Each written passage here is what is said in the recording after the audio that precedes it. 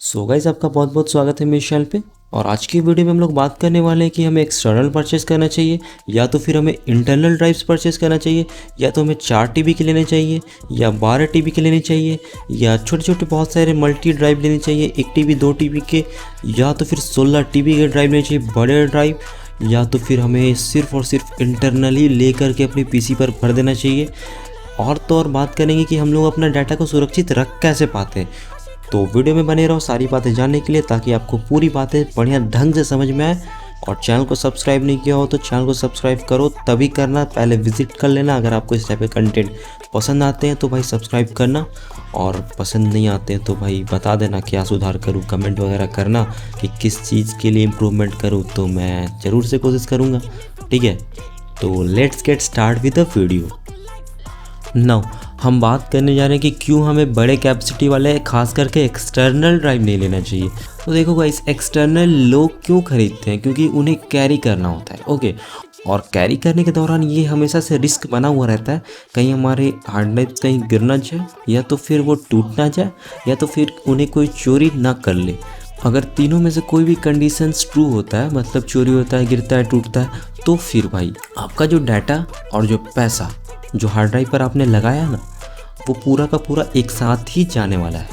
Okay, और चलो एक पल के लिए मान लिया आप बहुत अमीर हो, आप पैसे का उतना मोल नहीं समझते, बट आपका जो डाटा होता है ना, वो कुछ कुछ सिनारियों में भाई काफ़ी इम्पॉर्टेंट होता है। ओके, तो आप अगर अपना डाटा को लेकर के सिक्योरिटी बरतना चाहते हो तो आप हार्ड ड्राइव को तोड़ तोड़ कर खरीदो, या तो फिर एक इंटरनल ले लो, क्योंकि इंटरनल जिस टाइप से मेंटेन हो पाता है ना, उस टाइप से एक्सटर्नल कभी भी मेंटेन हो ही नहीं सकता है। क्योंकि लोग इंटरनल खरीदते हैं, अपने पीसी के अंदर डालते हैं और फिर उसे छूते नहीं हैं, बार बार उसे खोलते भी नहीं हैं, लेकिन एक्सटर्नल को कैरी करते हैं, इधर उधर लेकर जाते हैं, तो थोड़ी सी दिक्कत आती है एक्सटर्नल में। बट इंटरनल में ये सारी दिक्कत नहीं आती है। तो अगर आपको बड़े अमाउंट में लेना है तो भी एक पल के लिए आप सोच लो कि इंटरनल भी अगर तोड़ कर लिया जाए ना तो बहुत अच्छा है। कि अगर आप उसे तोड़ दो 2 भागों में, अगर आपको 4 टीबी की लेनी है तो 2 की 2 ले लो। अच्छा, तोड़कर अगर लेते हो तो वो भी बहुत अच्छा डिसीजन रह सकता है। तो इससे होगा क्या ना, अगर एक ड्राइव में कुछ डाटा ख़राब भी होता है, करप्ट भी होता है ड्राइव, तो दूसरा ड्राइव का डाटा तो आपके पास रहेगा, मतलब एक साथ सारे डाटा आपके नहीं जाने वाले। और साथ ही साथ मैं गाइस आपको ये बताता हूँ चलो कि मेरा जो भी WD का 4 DB का ड्राइव था वो ख़राब हो चुका है। मेरा पर्सनल एक्सपीरियंस बहुत ही बुरा था WD वालों से। भाई देखो, हार्ड डिस्क कंपनियाँ जितनी भी है ना, वो लोग आपके डाटा की जिम्मेदारी बिल्कुल भी नहीं लेती है। तो आप ये मत समझ के चलना कि भाई हम वारंटी में भी हैं तो हमारी डाटा वापस आ जाएंगी। भले ही आपका वारंटी क्लेम हो जाएगा, आपको नए ड्राइव मिल जाएंगे, बट आपका जो डाटा है ना वो आपको नहीं मिल पाएगा। क्योंकि भाई डाटा रिकवर करने के लिए एक प्रॉपर लैब होना चाहिए, जो कि हमारे सभी जगहों पे अवेलेबल नहीं हो पाता है। फिर भी कुछ लोग बोलते हैं कि सॉफ्टवेयर से हो जाएगा, सॉफ्टवेयर से होता है यार, सॉफ्टवेयर से देखो रिकवर होता है। बट अगर आपके कुछ ऐसे डाटा है, मान लो फोल्डर में है, अलग अलग फोल्डर में अलग अलग डाटा, जब आप उसे रिकवर करोगे ना तो एक साथ में पूरा डाटा मिक्सअप खिचड़ी होकर मिलेगा।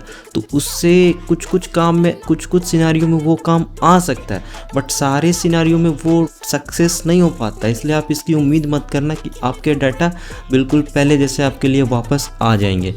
और एक चीज़ मैं आपको बता दूं कि यहाँ पे अगर आप 12 टीबी के हार्ड ड्राइव लेते हो तो आपको पर टीबी का जो कॉस्ट आने वाला है वो करीबन 3300 रुपये का आएगा, या तो फिर अगर अभी ड्राइव्स के थोड़े दाम अगर कम हो गए तो करीबन 3000 रुपये का आएगा। और वहीं पे अगर आप 4 टीबी की एक ड्राइव लेते हो ना तो आपको पर टीबी का कॉस्ट आने वाला है वो है लमसम 2200-2300 रुपये। ठीक है, उससे ज़्यादा आपको कॉस्ट नहीं आने वाला है। तो यहाँ पे आपके थोड़े बहुत पैसे भी बच जाते हैं अगर आप मल्टी हार्ड ड्राइव के साथ जाना चाहते हो तो। अब ये तो हो गई भाई इसकी तारीफ़ें कि आप लोगों को मल्टी हार्ड ड्राइव में क्या क्या एडवांटेजेस देखने को मिलते हैं। बट अब ध्यान से सुनना, आप लोगों को डिसएडवांटेजेस भी मैं बताने जा रहा हूँ।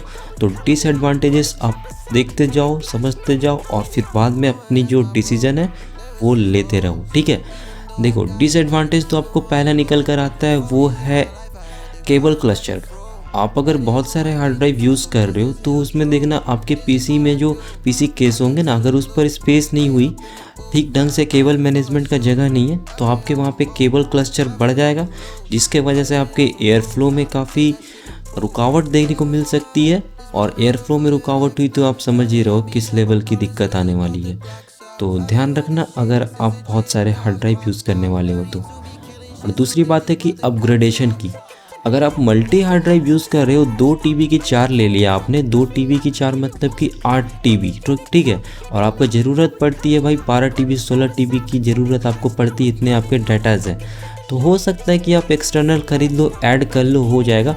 बट आपको इंटरनल ही लेना है तो उसके लिए फिर आपको 2 TB का नहीं चलेगा, फिर आपको वहाँ से धीरे धीरे करके अपना रिक्वायरमेंट के हिसाब से उसे बढ़ाना पड़ेगा, और बढ़ाने के लिए उसको आपको रिप्लेस करना ही पड़ेगा, ठीक है। और इंटरनल हार्ड ड्राइव के जरिए आप रेड भी क्रिएट कर सकते हो, जो कि डाटा सिक्योरिटी में बहुत सारे काम आते हैं। ना कि केवल सिक्योरिटी में रेड काम आती है, बट अलग अलग सिनारियों में अलग अलग तरह से लोग इसे यूज़ करते हैं, ठीक है। तो अगर आपको इसमें भी आपको वीडियो चाहिए तो आप जरूर से कमेंट कर देना, मैं सरल भाषा में आपको समझा दूंगा कि रेड कैसे काम करती है और रेड को हम लोग क्यों काम में लेते हैं। लास्टली मैं अपना ओपिनियन देना चाहूँगा कि अगर आपको कहीं इधर उधर हार्ड डिस्क को अपने कैरी नहीं करना पड़ता, इधर उधर लेकर जाना नहीं पड़ता, तो आप सीधा जाओ और इंटरनल ले लो और अपने पीसी के अंदर उसे लगा दो और भूल जाओ लगा कर, ठीक है। क्योंकि बार बार हिलाने डुलाने से भाई वो उसके अंदर के जो प्लैटर क्लैटर क्या क्या होती है ना, कैसे कैसे मैकेनिज्म वर्क करती है, उसके लिए मैंने अलग से वीडियो बना रखा है।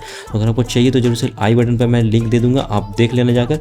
तो वो जो भी चीज़ें होती हैं वो ख़राब हो सकती है, डैमेज हो सकती है हिलाने डुलाने से, ये इस तरह की प्रॉब्लम आती रहती है, बस आप इतना समझ लो बस। चलो मैं इसके साथ अपना वीडियो एंड करता हूँ। सो आई होप गाइस आप लोग ये वीडियो के थ्रू आप ये समझ गए होंगे कि आप लोगों को कितनी कैपेसिटी की हार्ड डिस्क लेनी है, आप अपना डिसीजन ले पाएँ, और आप लोगों को इंटरनल लेना है ना एक्सटर्नल लेना है, उसके लिए भी आप अपना डिसीजन ले पाएँ। So thanks for watching, I will be in the next one.